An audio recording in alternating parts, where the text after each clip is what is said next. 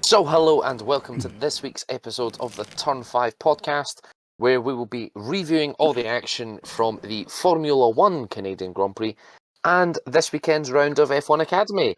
But first, let's start away from Formula 1, because over the Canadian Grand Prix weekend we also had the last part of Motorsport's Triple Crown taking place, the Le Mans 24 Hour. And just touching on it briefly, how good is it to see Robert Kubica winning the Le Mans 24 Hour in a Ferrari? Incredible. A privately entered Ferrari as well, we should specify. This is not the Ferrari Works team. This is Ferrari AF Corsa. So this is a team that have essentially bought a Ferrari car and run it. And won. Yeah. But it's very impressive. What's also impressive is the fact that this is essentially a Ferrari hat-trick of Le Mans 24-hour wins. Yeah. Wild. They have returned to the sport. Door at Maranello. Yeah. They've returned to the sport and dominated this one particular race. Yeah. And who have they got? Biggest race in WEC. Who have they got that knows the exact secrets of this race to win it 3 years on the bounce? That's impressive in its own right, but the fact that it's after being away from the sport for so long, mental. And at one point, before the Porsche car got its act together, they were running 1, 2, 3 for large swathes of that race. No, but it is really good to see Robert take that trophy. Obviously after his massive accident in rallying, and I think he had a total of, I think it was 18 surgeries. Yeah. Which is nuts. But to then come back to racing, I know he never quite hit the heights that he hit previously in Formula 1, but to now, having left Formula 1, go into WEC, and now win the 24 Hours of Le Mans, which is one of, if not the most prestigious single event in motorsports. Yeah. Fair play. Well, it's part of the Triple Crown. It's up there with yeah. the Indy 500 and the Monaco Grand Prix. So, yeah. Also, shout out to the Spanish commentators in the nighttime commentary, once again dropping a banger. Yeah, I can't wait for the remixes of that to come out. I think last year's was better. Yeah, Le Mans. I did prefer Le Mans rather than Espresso Le Mans. Yeah. But it's up there. It hits the heights. I wonder what they're going to come up with next year. Who knows? Please never stop these guys coming back and doing the nighttime, because they're amazing. Moving on to Formula 1. In fact, actually sticking with the theme really quickly, much like Canada, where we have the threat of groundhogs, the English commentary team in the nighttime section of Le Mans did hold a minute's silence for Rabbit. I saw that. Did you hear the joke as well? That somebody sent in a joke. Yeah. It was an imam, a priest, and a rabbit walks into a bar, and the rabbit says, "I think I'm a typo." Oh God. Only you would find that funny. Top banter for 3 in the morning. Exactly. Still not quite as up there as the heroin joke. No, that will never be topped. That everyone keeps referencing, and people who are just watching WEC for the first time get so confused. I love the fact that they just keep going back to it, but referencing it and they can't say it again because they know they got bollocked for it, but they just allude to the fact. If they're saying you can't have cake at, 2:30 in the morning? Wait. No, we can't finish that one. Anyway. Should we cover just off a bit of news first? Yeah, go for it. This week, the Formula 1, Formula 2 and Formula 3 calendars for 2026 were revealed. They were indeed. Interestingly, double Spain. Yeah, I thought this year was the last year of Barcelona, but turns out it's not. Yeah, that's what I thought as well. So we said goodbye to Spain slightly prematurely. Because it will always be Spain. Because I refuse to accept the country's not going anywhere. The mad ring, yeah. Formula 1 is literally Spain without the S, so... Yeah. But yeah, so we'll be going back to Australia, China, Japan, Bahrain, Saudi Arabia, Miami, Canada, Monaco, Spain, Austria, Great Britain, Belgium, Hungary, the Netherlands, Italy, Madrid for the second round in Spain, Azerbaijan, Singapore, the United States in Austin, Mexico, Brazil, Las Vegas, Qatar, and Abu Dhabi. That is your Formula 1 lineup. Formula 2, from that selection, are going to Australia, Bahrain, Saudi Arabia, Monaco, Spain, Austria, Great Britain, Belgium, Hungary, Italy, Spain again, Azerbaijan, Qatar, and Abu Dhabi. While Formula 3, in their 10-round calendar, will be going to Australia, Bahrain, Monaco, Spain, Austria, Great Britain, Belgium, Hungary, Italy, and Spain again. So Monza is no longer the end of the Formula 3 calendar. Next year it will be Madrid. I did see that and was immensely disappointed. Yeah. Yeah, imagine lifting the Formula 3 trophy, the championship trophy at Monza. Amazing.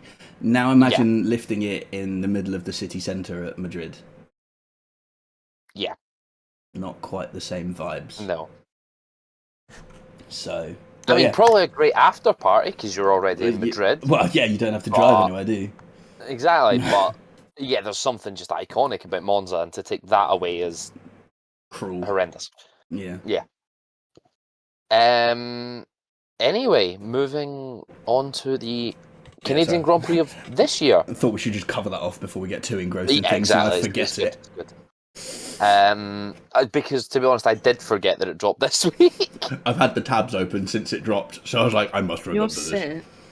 What, you mean you don't want to talk about the fact that the only news my dad was interested in this week was not the calendar for next year? It was the fact that Bert Mylander is now making his own wine. Oh my god, I've seen that on Facebook. I keep getting targeted ads for his wine. Yeah, crazy. So do I. So does my dad. I suppose that was his favourite piece of news from the week. I was like, oh. Chris, your favourite topic of the FIA, we should probably cover off the fact that Derek Warwick got suspended for a race.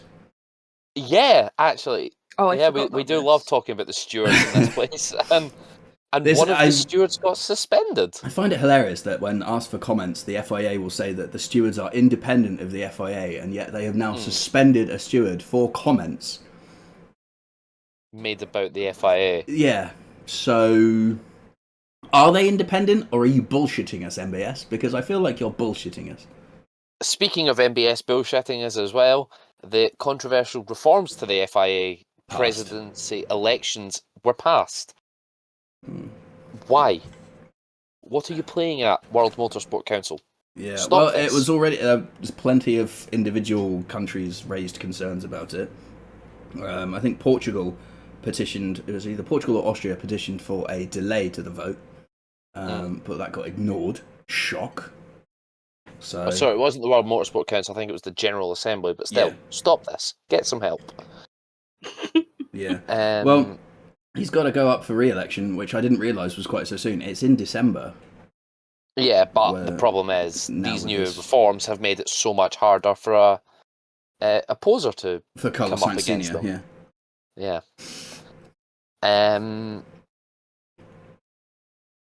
Yeah. Let's now talk Canada. We've covered everything else. I think that's the most important the land pieces of Lance Strolls and Daddy's money. One sentence race reviews, please, Richard. Perfect mid-race nap period. Mel? As per what I said earlier, NGL, race was boring as fuck. Yep. Ben has actually given us one. It's more about the weekend, but he says Oscar hit the right wall, Lando hit the wrong one. And I'm just going to go with it. It was a bit shit and a bit disappointing. As a McLaren fan, particularly as a Lando fan, yes.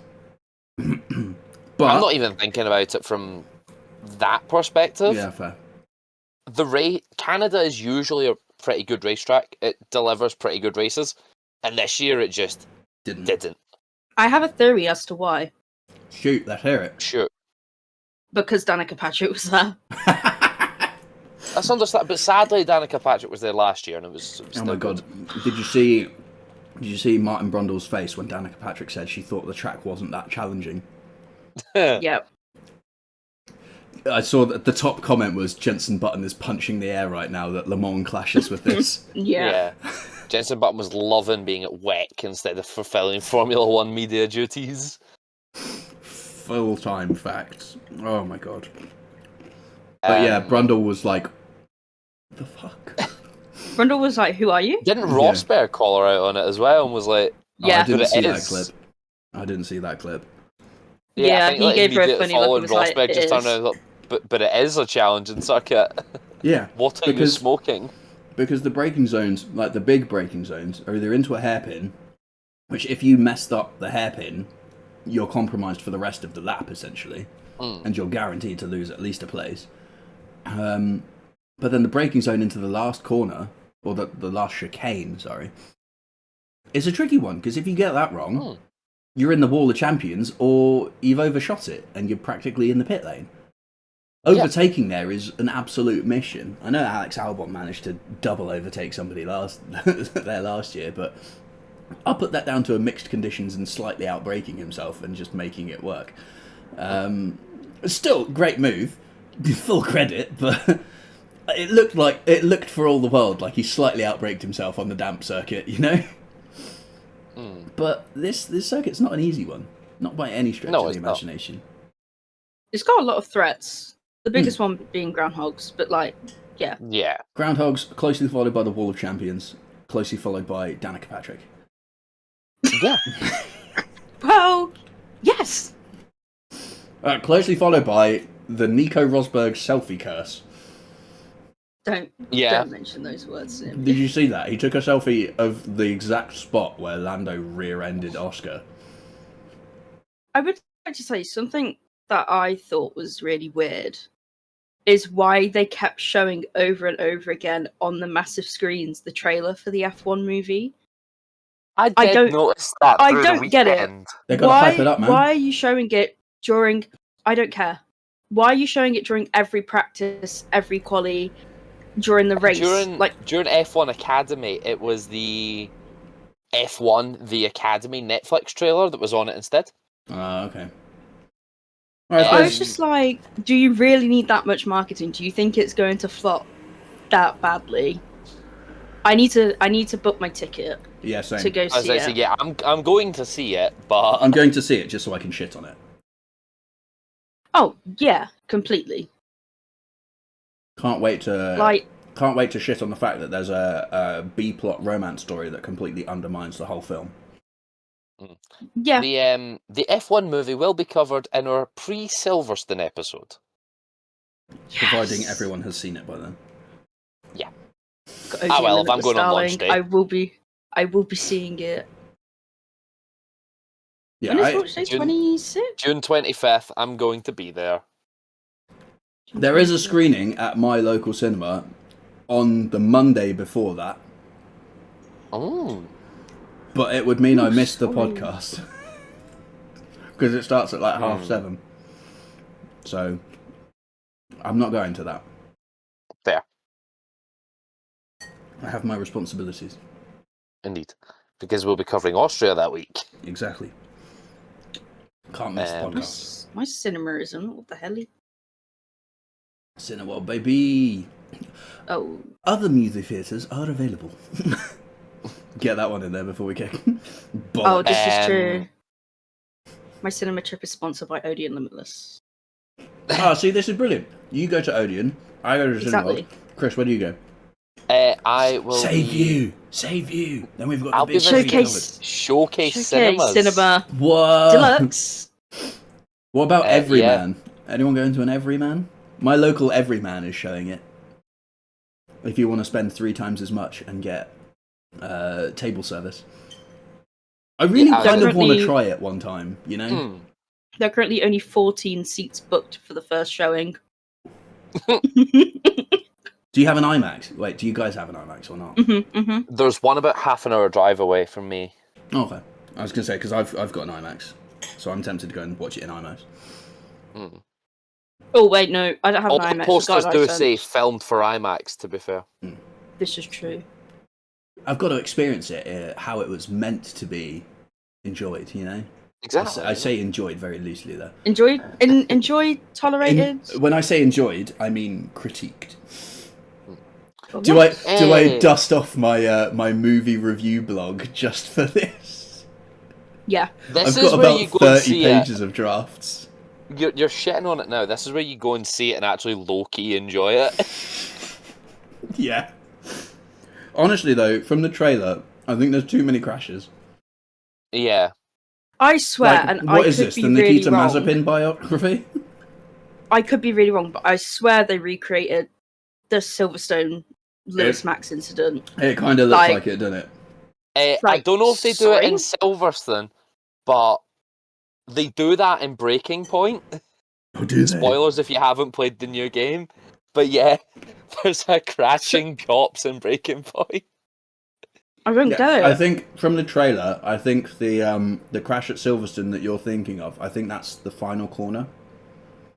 I know Like- exactly like where where- that crash happens. Where Alex Albon hit someone, I think it was one of the Hasses off. I think that's... I know where a crash at Silverstone does happen, because in the F1 game, they've got F1 the movie mode, where you Yes. play like scenes out, and in the prologue it ends with a clip from the film. Right. So I've seen one of the crashes. But Does it at least I'm not look gonna- realistic?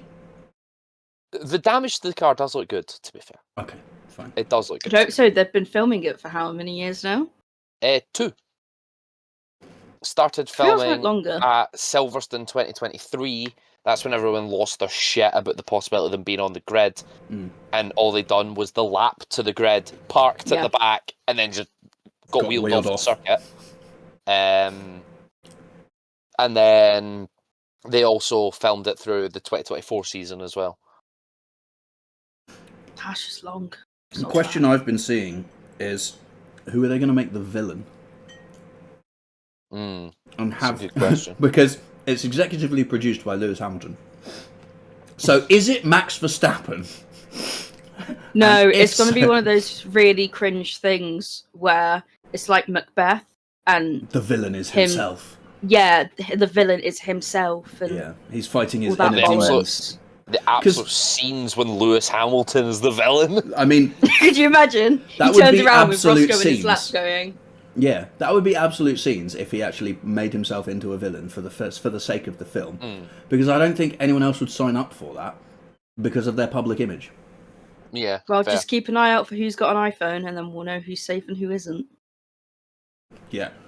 I can't believe that's actually a thing. Apple don't let villains use iPhones in films. Love it. Wild. Anyway, yeah, back to Canada. Mm.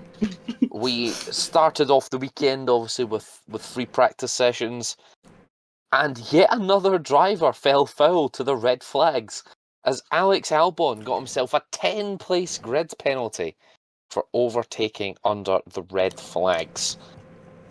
Just don't do it. Yeah. Yeah, crazy.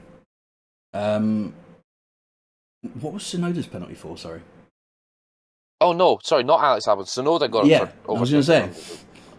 Yeah, not Albon. It's, Albon never had a penalty. a wild one.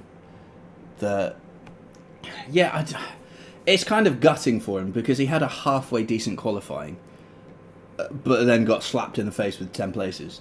So Well, no, he did get eliminated in Q2. it's still halfway decent compared to like the rest of the Red Bull second car season. Yeah, that's a fair point. That's a fair point. Like he was in Q2. That's an But then- improvement. Liam Lawson decided, haha, 10 places. That's for amateurs. And Get I my want level. 50. went and got himself a 50-place grid penalty and simply installed a new power unit. And what good and- did that do? Yeah, Pierre Gasly also joined the party and got himself some new power unit components. So they both started from the pits. Might as Do we well. think there comes a point where, like, it's just a bit daft? I think there should But be I a point. understand, like, Over yeah, so many 50 places, you have to start a lap down. Because that'll really put him off. Like, I get it for the sake of if you're going to argue a similar penalty. Yeah, makes sense. But also, it's just long reading. Liam Lawson has got a 50-place penalty. Just say Liam Lawson starts back off grid again. Everyone knows, like, there's only 20 cars in the sport, right? So when you say 50 place grid penalty, everyone knows, well, he's just at the fucking back. If he's not at the back, he's in the pit lane. He started in Australia. The stewards recently do usually just put required to start the race at the back of the grid. Yeah. But I think it only comes really when they only specified this time because there was the secondary penalty of doing it outside of Parc Fermé. Right, okay. Yeah. I was going to say, normally you sort of only see, like, the time the places matter is only when multiple drivers take the same sort of penalty. And it's then qualifying position is important because if somebody takes 50 places and somebody only takes 40, but somebody out-qualified someone by 11, they're still going to start in front of them. So, and it does serve a purpose, but at a time where not exactly many people are doing it, it's a bit pointless. Yeah. So, swings and roundabouts. So, yeah, pretty much. Also, can we talk about that George Russell lap in Q3? What a lap! Pulled out of nowhere. On mediums? Yeah. Yeah. Where the hell did that come from? Also, I like that for the fact that Pirelli went softer and said, fuck it. Yeah. They said, sort of stuff your eliminated one-stop the use race of strategy. Soft tyre. Mm. The soft... There wasn't really much of a performance difference between the soft and the medium. We noticed that a lot during qualifying. But it meant that you could push more on the medium as well, because you could get multiple laps out of it, which Alonso proved. Mm-hmm. So, but it also meant that we had a good race strategy of it having to be a two-stopper. I was very confused when I checked the stand-ins at the end of the race and saw 5 stops, but we'll come to that. I'm like, whoa, has it rained? What's going on? Shall we just get into the race? yeah. Yeah. I don't think there's much else to talk about from qualifying. No. Other than the McLarens weren't really anywhere. No. The who? They did say at the start of the weekend that they didn't think this circuit would really suit their car. But at the same time, from the team that's been so dominant, that feels kind of defeatist. Yeah. Like, I know you can't design a car that's good for everything. Everyone knows that, because that's just bloody impossible. All the circuits are so different. But at the same time, at least sound like you're going to give it a fair crack. Yeah. This is true. Like, you're 1-2 in the Drivers' Championship. You're at the top of the Constructors' Championship by a country mile. Say, sure, we're not expecting miracles this weekend, but we should be up there and fighting. Yeah. At least put a positive spin on it, instead of me listening to the pre-weekend interviews and going, oh, well, shit's fucked. Yeah, as you say, you can't develop a car for every circuit. Even W11, all conquering as it was, had its weaknesses. Well, I mean, the best example you can look at that is the season that Red Bull won everything except Singapore. Yeah. They designed a car that worked almost perfectly. Just something about Singapore said, get fucked. Yeah, but even then, the races that were won, they weren't always a million miles ahead. Going first in quali and then starting from first and maintaining. He has had to work his way up the grid. He was just fortunate enough that Red Bull built him. It was rocket, the race essentially. pace. It was the race pace of the car that was so strong, not necessarily the quali pace. Yeah. Yeah. And then you tie that with Max's aggressive driving, whilst, yes, at times he can be overly aggressive and it's not safe, but he's still very talented. He proved that from the day he stepped on the grid. Yeah. Yeah, pretty much. But anyway, lap 1, Piastri had his pocket picked. Yeah. Fucking good move by Kimi. I will give him that. It made a change from being Lando Norris. Yeah, this is the thing. Lando Norris loses a place on lap 1, the world loses its mind. Everyone's all over him. Fucking lap down Lando. This, that, and the other. Piastri loses one. Okay. I think it's more because of the amount of times it happened. Yeah, with I know what you mean, but like at the same time, like, goddamn. Like, yeah. The first few times, it's like, oh, okay, he's just been outraged. But also, I can kind of Then understand. It kept happening. I can kind of understand from Piastri's point of view because, like, he's leading the championship. The difference Don't take unnecessary risks. The difference between third and fourth is what, 3 points? Yeah, 15 to 12. Yeah. Yeah. So, like, what's 3 points at the end of the day? Especially when Lando doesn't score. Yeah. Yeah. But we didn't know that then. Yeah, but he was still ahead of him, and Lando was at that point down in 7th. Exactly. So, you know. It was definitely the worst race for me to go, boyfriend, take an interest in my interest so it becomes your interest. Because I was like, don't worry, someone will crash turn one, it always happens. Nobody did, yeah. Nobody did, No. and I was like, you're actually kidding me. You needed to watch the F1 Academy for that. Yeah. They had a rough Absolute stinker, yeah. I think it was 3 safety cars in the third race. Yep. We'll come to that, though. Keeps me busy. Yeah, the race sort of settled down. The medium tyres degraded so quickly. By lap 12, they were screaming for mercy. So everyone sort of came in for their stops, went to hards. About 25, 30 laps later, they all came in for the second stops, went on to new hards, or in some cases, the drivers had started in the hards, went to the mediums. And if you're Charles Leclerc, you started on a hard and went on to a hard. Yeah. That felt really dumb, to be honest. Like, you're confining yourself to a 2-stop at that point. But equally, if it's kind of, it feels dumb, but there is also, I feel like there is a logic behind it, because there hasn't been a safety car at that point. And there usually is a safety car at some stage around Canada. So later on, if you come in and you have a safety car, you kind of want the mediums to be your options. Because, so save them, but equally, you were confining yourself to a 2-stop. So, but he also was not far along in the race when he made his 1-stop to go to the end. Consider a 1-stop, Especially considering before the formation lap was even done, the track temp was like 50 degrees. And like, you've not even started the race yet, so you already know that your tyre deck is going to be a big issue. Yeah, because Pirelli went a step softer to make it an issue. Yeah. And it worked. It did. So yeah, everyone makes their stops. Lewis Hamilton hits a groundhog and incurs 20 points of downforce damage from hitting a groundhog. Not very vegan of him. I'm so annoyed it was Lewis, because I said in my bold prediction that a rookie would hit a groundhog. No. He's a Ferrari rookie. But not a rookie. No bueno. Zero point. God damn. And then the one and only flashpoint of the race. And I feel we're going to have quite a lot of discussion on this.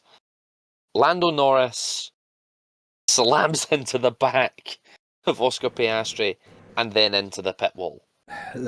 Discuss. Fair play to Lando for holding his hands up and saying he misjudged it straight away. But also, God fucking damn it, Lando.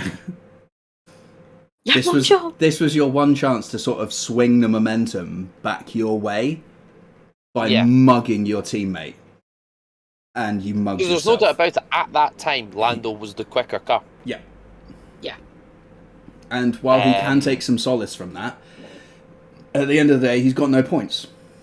The championship gap is now 14 or something. I think he wanted to give Oscar, was it the Imola treatment last year? Oh, well, the Monza, when he fucking shoved him out. Monza. Yeah, where they're racing over the curb, shoving each other out. There's not a point when it's still early in the season and you're both still very much in contention. It's just the stupid thing to do. It also doesn't really work that well at Canada, because turn 2 becomes the inside, so you just get shoved back out. Yeah, So- pretty much. And also, he just went for a gap that didn't exist. Yeah. No. We love the Yes. Senna quote. If you no longer go for a gap that exists, well, our boy picked one that didn't. So Someone clearly Senna, where hasn't do we watched stand about the that? first Cars movie. I know. Just It's the first thing you learn when you watch Cars. Wall is you ride. scare the cow trucks, and then you go through the windows. That's how I feel when like I'm walking somewhere and I'm trying to get there like quickly. I'm like dodging and weaving. The first thing you learn is that in order to get past everyone, you need to go up the wall Hmm. and onto the catch fencing and do a barrel roll. Do a flip. Yeah. Yeah, Of course. he just didn't do the flip. Silly, really.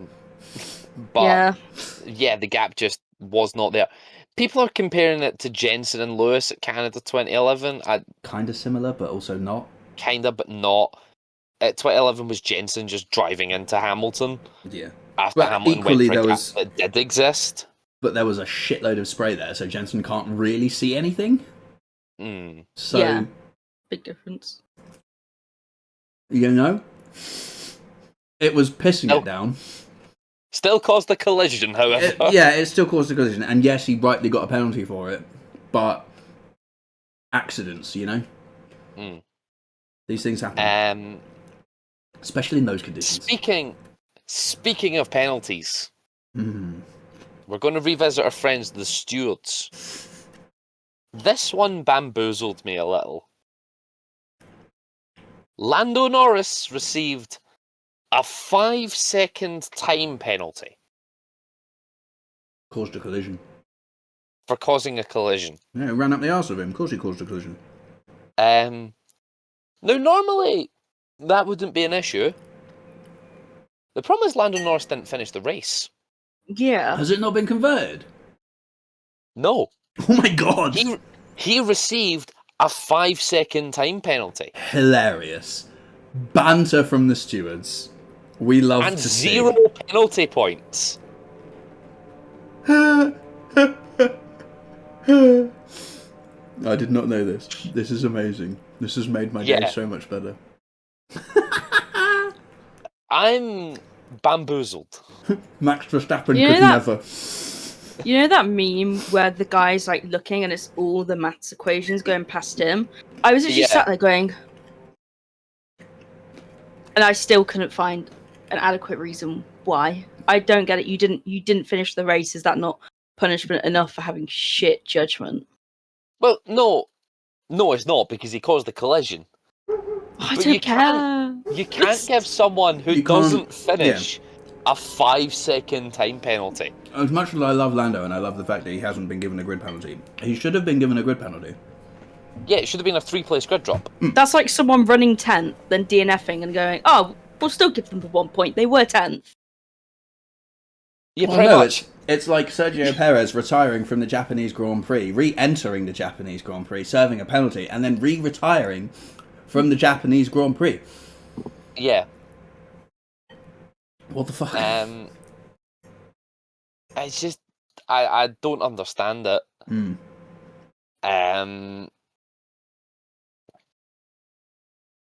And the 0 penalty points as well. We haven't seen a penalty for causing a collision not be accompanied by any penalty points. Did the stewards give their mitigating factors statement? No.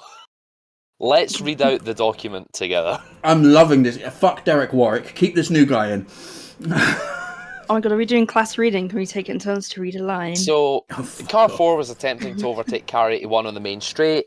He attempted to move to the left of Car 81, but there was no space. The driver of Car 4 said that he thought there might be space, but realised too late there was not, and he collided with Car 81. While Car 4 sustained damage and retired from the race, but was nonetheless classified in the results, Car 81 was not damaged.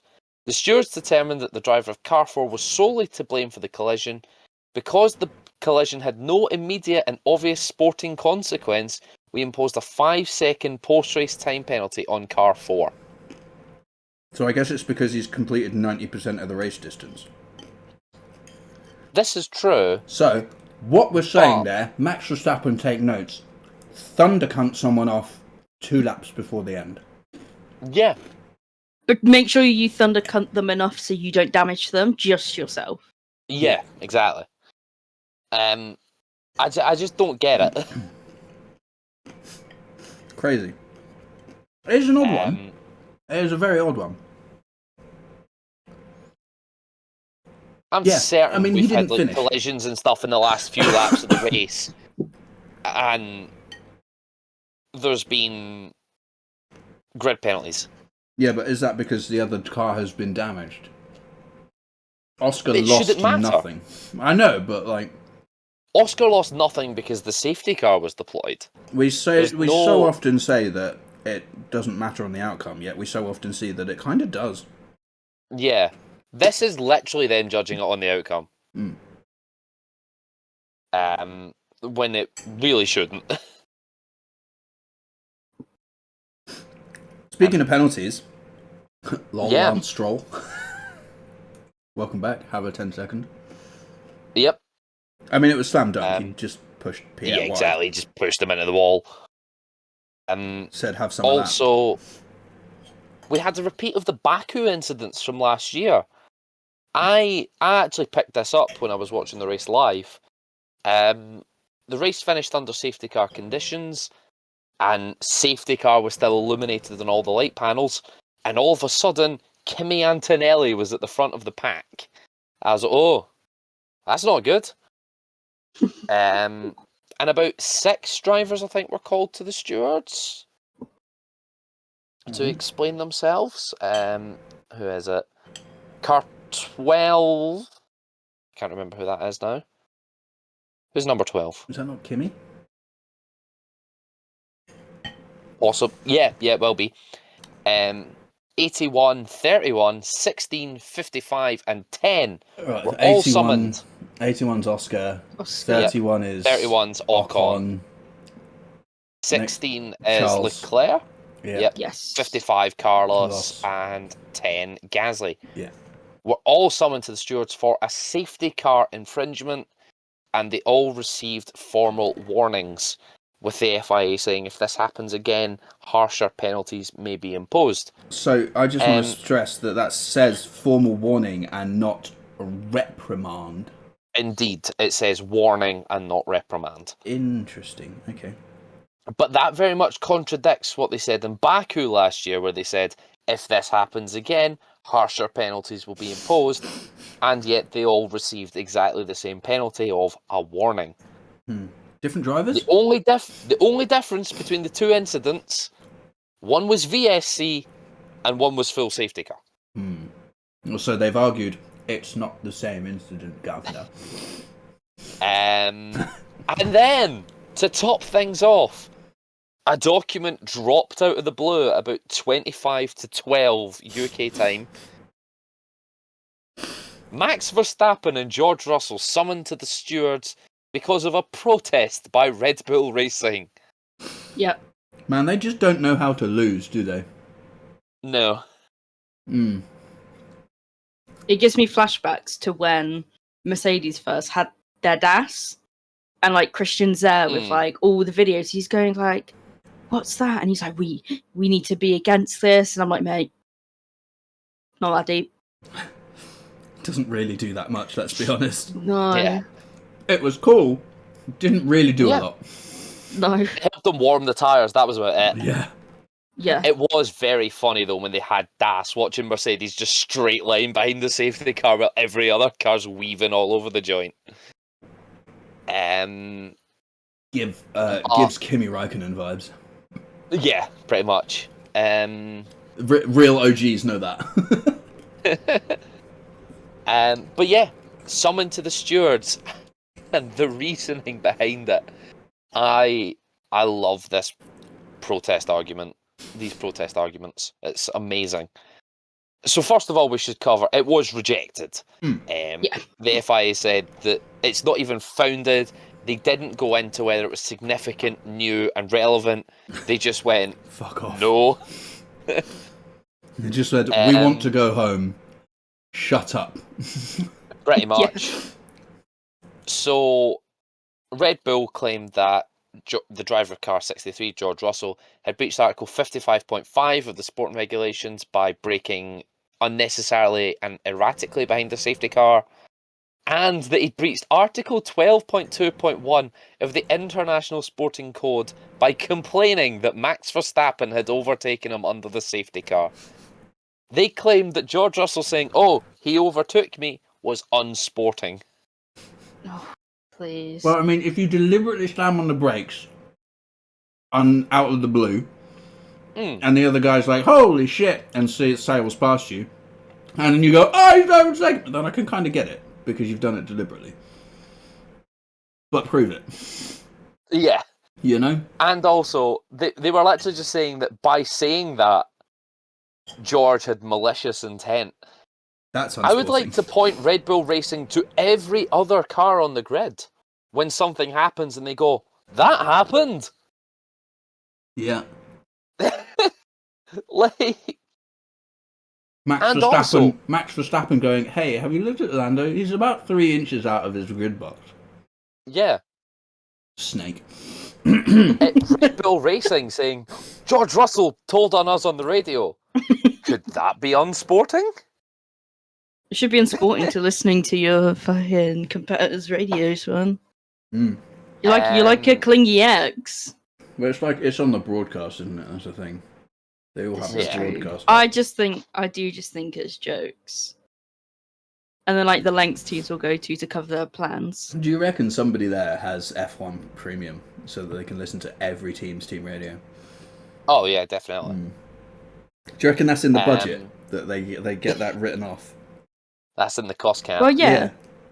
Do you know what I want to know? That's covered as part of their catering budget. It comes included with wings. Do you know what I want to know if it's part of their cost cap or not? The fact that I only literally saw this as I was swiping on my phone, totally paying attention to what you both were saying. But they've bought all of the cars to New York for the premiere tonight. I did see that. Do you think that's part of the budget? No, I think they get... Surely that may not. have been covered by Formula One. Yeah, that's covered. Yeah. Also, George has taken his trophy with him. Because that's a promotional event. As I see, I think FOM may have footed the bill on this one. Yeah. That's what I was thinking. Red Bull Which means we've got more money to spend on catering. Yeah, exactly. Yeah. More wings. So yeah, they alleged that by complaining over the team radio that car 1 had overtaken him, the driver of car 63 had displayed unsportsmanlike intent, was exactly what they said. The guy Not orders... even the act. Just the Just- complaint. He orders a fucking iced latte with oat milk, for God's sake. He can't do much that's unsportsmanlike more than that. And they tried to that was say a foul. that by looking in his mirrors before he hit the brakes, he was deliberately trying to cause Max to overtake him. Russell obviously then argued, "I looked in my mirrors to make sure Max wasn't behind me, so that he didn't hit me." Because Which I think is we a know valid Max loves to hit counter-argument. people. Particularly Especially George. George Russell. This is true. And Red Bull also tried to say that George didn't need to maintain heat in his tyres and brakes because it was obvious the race would not resume. Yeah, I didn't Abu even Dhabi notice the checkered 2021. flag. Yeah, exactly. Guys, you only need one racing lap. God. Yeah. Did you not know this is a motor race? We're going car Yeah. racing. We're going. So the stewards basically said, "Yeah, lol, we seen it. We didn't care. Fuck off." They also said that they do give a bit of leeway with the 10 car length rule when it comes to the safety car. Which is true, because the time I picked up on it wasn't even when George slammed on the brakes before entering the pits. It was when they exited the pits on that next lap. The safety cars just seemed to bugger off, and they're all like queuing up. I'm like, guys, do you need to speed up? Do you need to stay behind the safety car? So yeah, they obviously didn't care very much on that one. And that was basically it. Yeah. The stewards told Red Bull, "Thank you for the money. Piss off." Basically, yeah. Yeah. And that was it. Shall we go over prediction results? Absolutely. Ben won this week because he got 2 points for saying that Russell would get pole and Russell would be on the podium. Chris, you got 1 point and I got 1 point, both for putting Russell in the wrong place on the podium. Sonia did not score. I just forgot I'd put Russell on the podium. Yeah. I changed my mind. I was originally going to put a Ferrari and I went, you know what? Nah. George. So, yeah, a bit of a dismal weekend there. So, Ben extends his lead. He's on 36. Sonia remains on 32. I'm on 28. Chris, you're on 26. Mel, you're on 19. And Nia's on 11. Get in there! Bold predictions. Chris, you said Verstappen contact. I don't recall any. No, there was none. Cool. I said a rookie hit a groundhog. No, just Lewis. Nope. And Ben said that Piastri would hit the wall of champions. He did. He did. Jammy bastard. I haven't actually checked the lap down yet, so we'll get back to that at a later date. Indeed, we'll come back to that one next week. And so I'll check the social media ones next week. Cool. F1 Academy? I'm actually just going to check if anyone put a bold prediction in. Oh, okay, fair enough.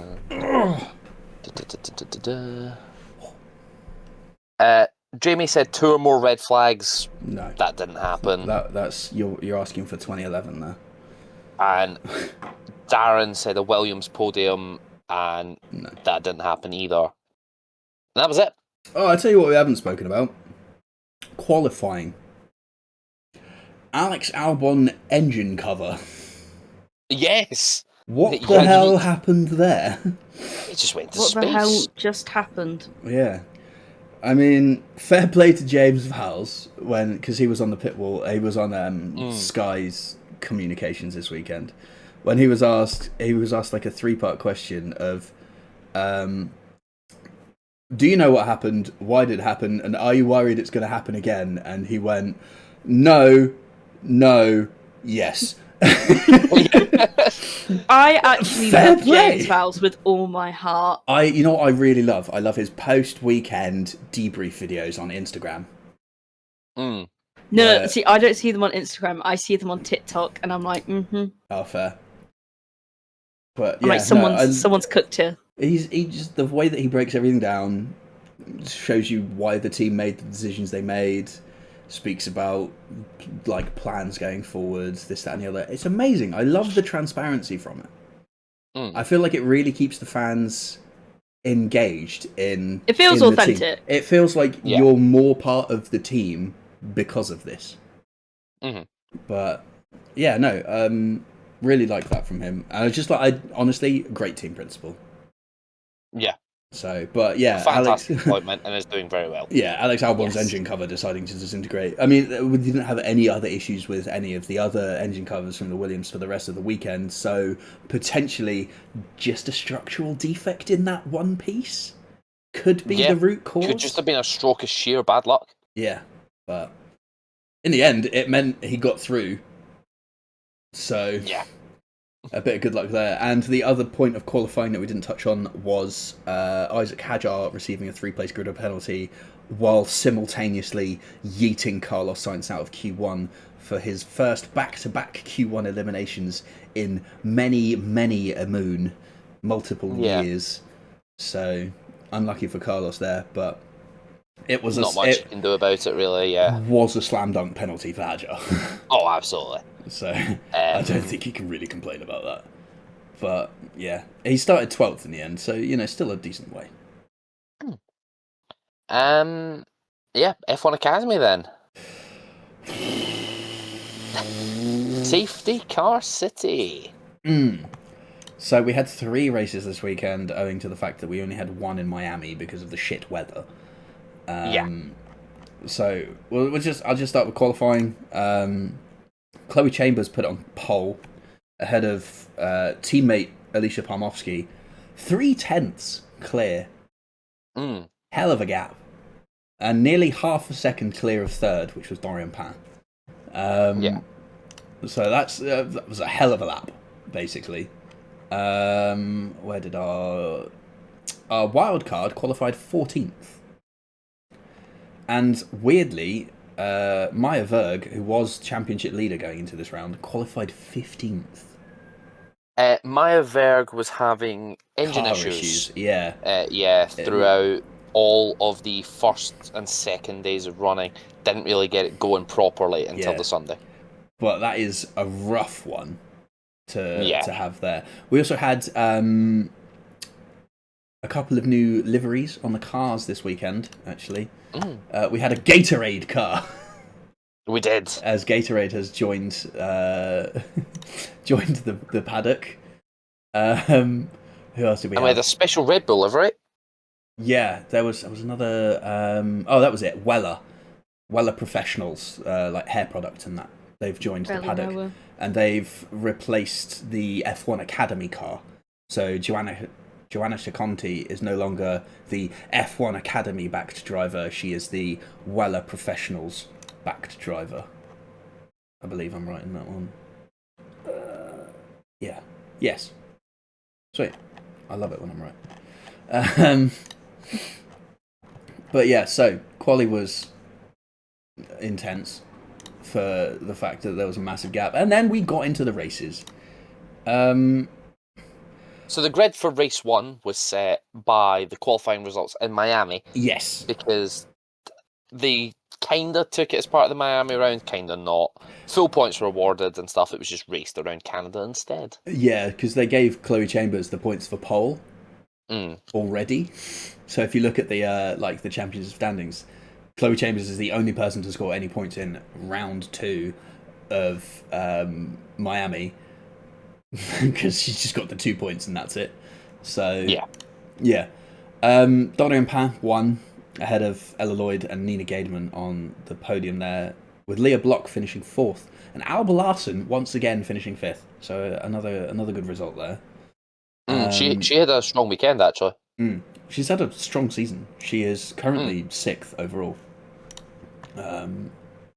In her first season of 2 maximum in F1 Academy, as it works.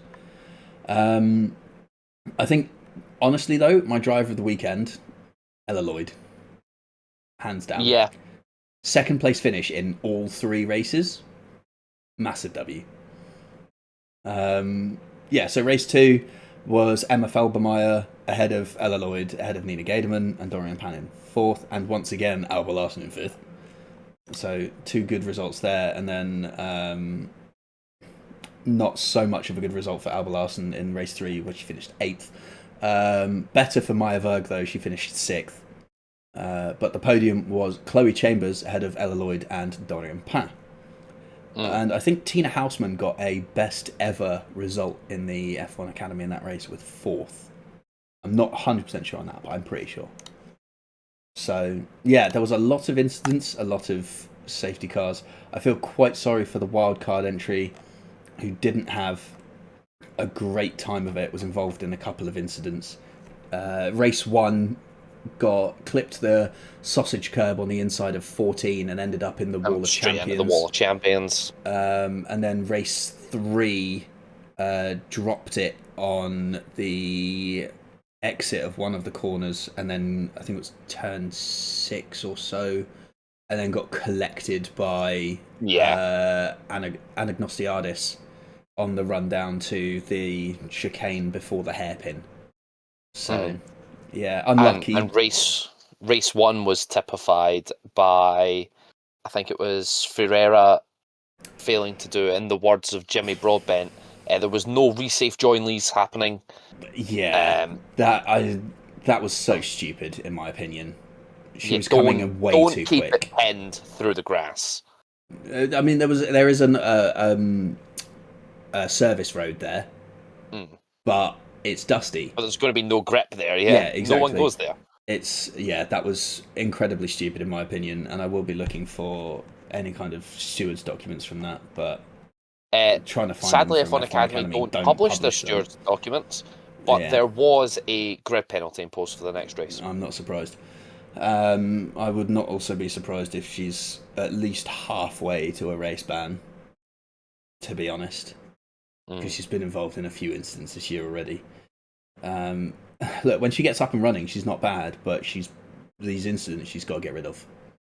Yeah. That in particular was ridiculous. The other one, it caused such a concertina as well. Yeah, the other one that springs to mind was the incident in practice in China, where she did not look in her mirrors and weaved and absolutely wiped out Leah Block on the straight about 150 meters before the braking zone. So that is going full chat. Yeah. So yeah. But otherwise, yeah, driver of the weekend, Ella Lloyd. Masterful driving. To finish second in all 3 races is huge. And I can't really disagree with that. That's bumped her up to 4th in the standings overall. She's on 67 now. And Dorian Pan has taken the lead. Yes. Overall, by 20 points or something. I think it's quite a big gap. It is 20 points, yeah. Dorian Pan is on 109, and Chloe Chambers has jumped into 2nd, and she's on 89. Maya Verg drops down to 3rd on 72. Just goes to show you what one bad weekend can do for you in a series as close as this, though. Particularly when you have 3 rounds at that weekend, yeah. Exactly. 2 of which are worth maximum points. Yeah. But yeah, then Ella Lloyd in 4th on 67 points, so she's only 5 points behind Maya Verg now. Alicia Palmowski picked up 9 points this weekend. She's on 53 points. And then Alba Larson, who's probably my pick of the bunch for the rookies so far, in terms of pretty solid performances. She's in 6th on 46. It's annoying, though, because like half the races, she finishes 5th, but that's only worth 4 points. So it doesn't really convey the fact that she was 5th. Whereas, like, she finished 5th on the road and she gets 10 points for the feature race sort of style points finishing. So, something the commentary team mentioned that I didn't actually know is you're only allowed to stay in F1 Academy for 2 years. Yeah. So for quite a few drivers, this is their second and last year. It's now or never. I knew the champion had to leave. Yeah, Dorian Pan and Maya Verg. This is it. Speaking of F1 Academy champions, Abby Pulling has signed for Nissan Formula E team.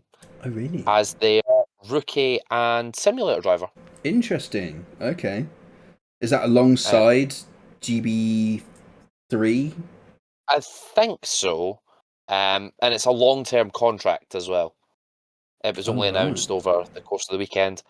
Also, in Formula One Academy news, it's been confirmed that the circuit Gilles Villeneuve will stay on the F1 Academy calendar for the next 3 years, as a deal has been signed to keep it there until at least 2028. Nice.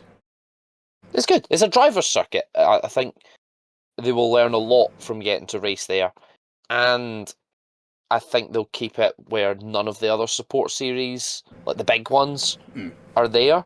So it very much puts the spotlight on them for a weekend. There has typically been good support for the F1 Academy on that side of the pond. Even back when W Series was there was good support for it over in Austin, even if they then eventually ended up not running. There were plenty of bucket hats that you could see in the crowd that were for the W Series. So it makes sense, you know? It gives them a chance to be in the spotlight. Exactly. And F1 and Academy not be overshadowed by some F2 lark. Yeah.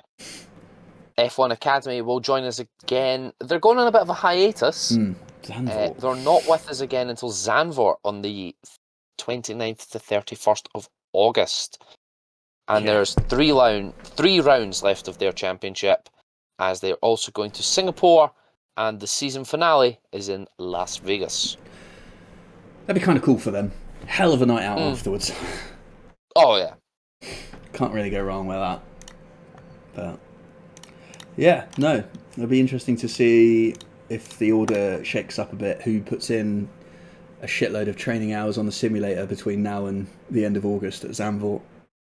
Yeah. I'm Not 100% sure, but there may be a mid-season test at some stage.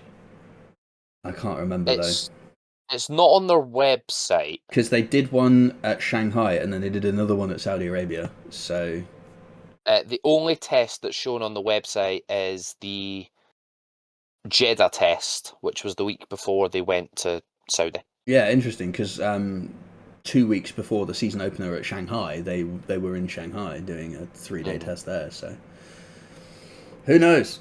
I can't really remember if they've said whether or not they're going to be doing a test, but we'll take it at face value of no. Yeah. If there is a test, we'll talk about it. If not, oh well. Yeah. And yeah, that brings us to the end of this week's episode of the Turn 5 podcast. I don't think we've got anything else to cover. It's the all right. F1 circus. Ben's not here. We don't have to talk about Jensen. True. Yeah, Jensen didn't really do that well at Le Mans anyway, so I don't think Ben would want to. That's true. Yeah, the F1 circus rumbles on, and we enter our next, what is it, double header? Triple header? Honestly, I haven't looked. I just know that we have a week that we're not predicting this Double week. header. Yeah. So we're off this weekend. We go to Austria the weekend after, and then Silverstone. Nice. With the F1 films launch coming in between. In fact, well, that's actually just before Austria, so yeah, we'll cover that in the post-Austria episode. Until then, I think that's everything for this week. We'll see you next week for the Austrian Grand Prix preview. Till then, try for now.